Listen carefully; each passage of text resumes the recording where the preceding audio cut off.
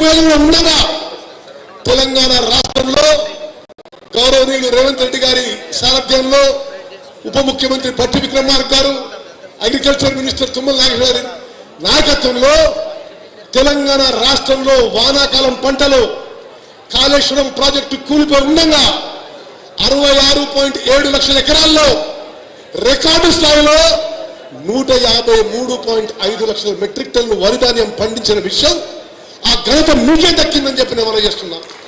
స్వతంత్ర భారతదేశంలో ఏ పంటలో కూడా, ఏ రాష్ట్రంలో కూడా, ఉమ్మడి ఆంధ్రప్రదేశ్లో కూడా, తెలంగాణలో కూడా అంత పంట పండలేదని చెప్పి నేను మనం చేస్తున్నా.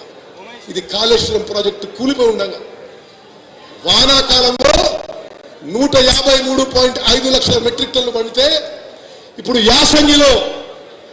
యాసంగి పంటలో 57 లక్షల ఎకరాల్లో 127.5 లక్షల మెట్రిక్ టన్ను వరి ధాన్యం పండింది.